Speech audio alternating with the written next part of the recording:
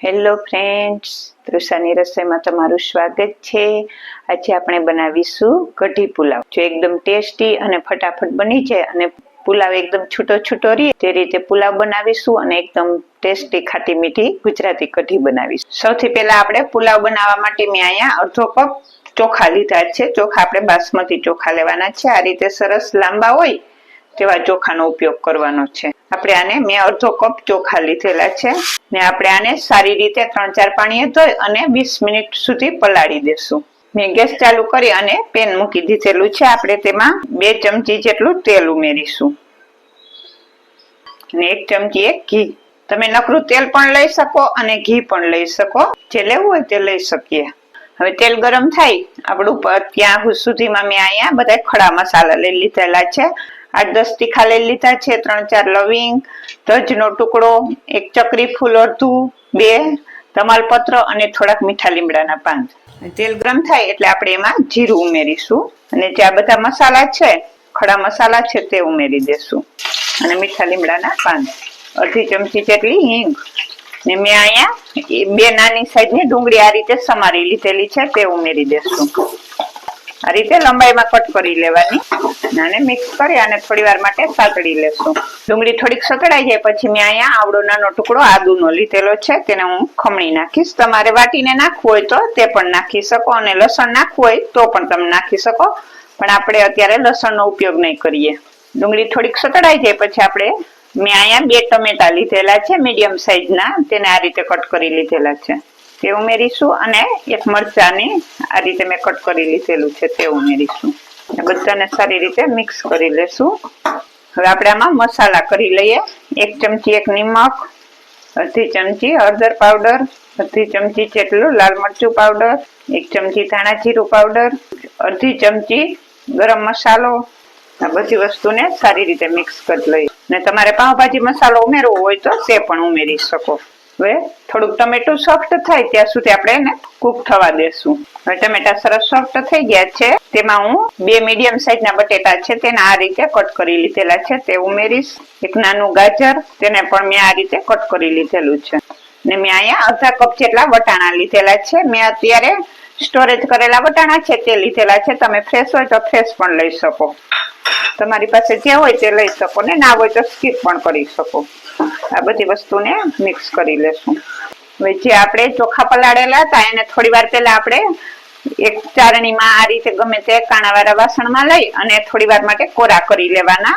આ રીતે થોડા કોરા કરી અને પછી ઉમેરવાના। આપણે આ ભાતને હળવા હાથે તેમાં મિક્સ કરી દેશું, કેમ કે આપણે ભાત પલાળેલા છે એટલે હળવા હાથેથી જ મિક્સ કરવાના ને આપણે આને 1-8 મિનિટ સાતળી લેવાના, જેથી કરીને આપણા ભાત સરસ છૂટા થશે અને ભાંગશે પણ નહીં, તેલમાં થોડાક સતળાઈ જશે ને એટલે। હવે મેં અહીંયા 1 કપ પાણી લીધેલું છે। આપણે અડધો કપ ચોખા લીધા એની જગ્યાએ આપણે 1 કપ પાણી લેવાનું, એનું ડબલ પાણી લેવાનું, જેટલા ચોખા લઈએ ને એનું ડબલ પાણી લે એટલે સરસ પુલાવ બનીને તૈયાર થશે। આ મેજરમેન્ટ તમારે ધ્યાનમાં જ રાખવાનું। આપણે જ્યારે ચોખા લઈએ જેટલા ચોખા લઈએ તેનું ડબલ પાણી લેવાનું। હવે આપણે આને ઢાંકી અને થવા દેશું। સરસ ચોખા ચડી જાય, ભાત આપણો પુલાવ સરસ બનીને તૈયાર થાય ત્યાં સુધી આપણે તેને કૂક કરી લઈશું। આપણો પુલાવ બને તો આ સાઈડ આપણે કઢીની તૈયારી કરી લઈએ। એના માટે મેં 1.5 કપ છાશ લીધેલી છે। છાશ ખાટી હોય તેવી જ લેવાની અને છાશ ના લેવી હોય અને દહીં લેવું હોય તો તમે દહીં પણ લઈ શકો અને છાશ પણ લઈ શકો, ગમે તે વસ્તુ લઈ શકો। મેં અહીંયા 1.5 કપ ખાટી છાશ લીધેલી છે। એકદમ બહુ ખાટી હોય તેવી પણ નહીં અને મોરી પણ નહીં, થોડી ખાટી હોય થોડી તેવી લેવાની છે। એમાં 1/2 ચમચી જેટલો ચણાનો લોટ ઉમેરીશું। મેં અહીંયા 1/2 ચમચી ચણાનો લોટ લીધેલો છે। આપણે આને લોટને આમાં સારી રીતે મિક્સ કરી લેશું, જેથી કરીને તેની કોઈ ગોઠલી ના રહી જાય।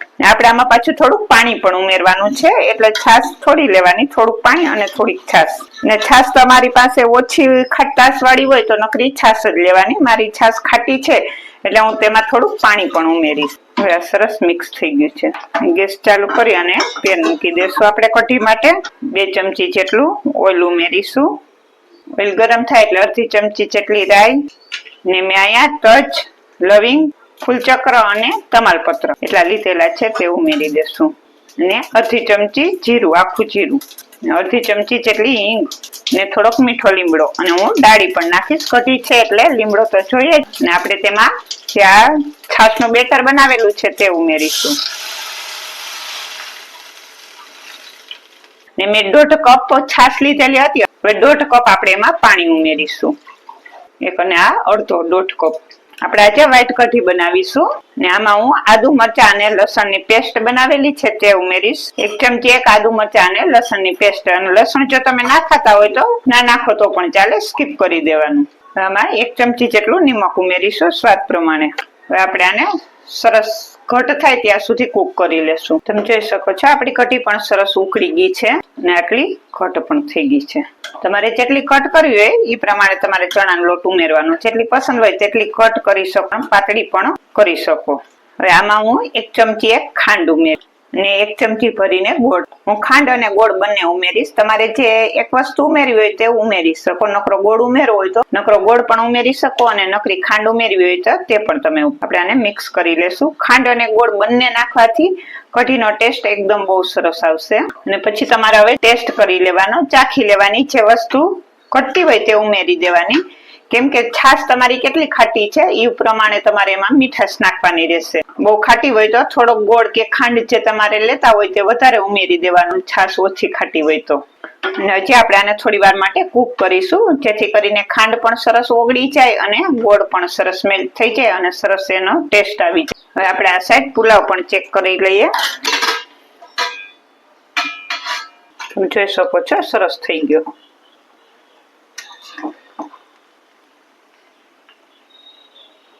પુલાવ પણ સરસ થઈ ગયો. હવે આપણે ગેસ ઓફ કરી દેશું. ને ઉપરથી લીલા ધાણા ભાજી.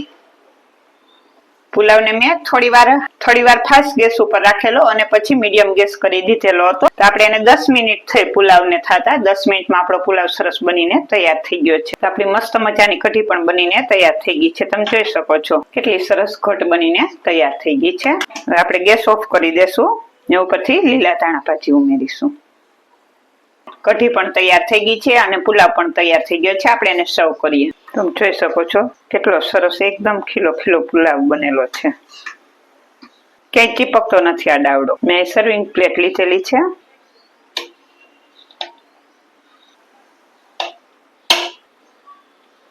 તો તૈયાર છે મસ્ત મજાનો ગરમા ગરમ પુલાવ અને ગરમા ગરમ વ્હાઈટ કઢી. આપણે ઉપરથી ધાણા ભાજીના. તો તૈયાર છે મસ્ત મજાનો એકદમ ટેસ્ટી એવો પુલાવ અને વ્હાઈટ કઢી. તો આજની આ પુલાવ અને કઢીની રેસીપી તમને સારી લાગે તો લાઈક, શેર અને સબસ્ક્રાઈબ કરજો. તો મસ્ત એકદમ ટેસ્ટી એવો કઢી પુલાવ બનીને તૈયાર થઈ ગયો છે. મસ્ત મજાનો અને ફટાફટ બની જાય તેવો આપણે આજે પુલાવ બનાવેલો છે. તો મસ્ત મજાનો પુલાવ અને કઢી બનીને તૈયાર થઈ ગયા છે.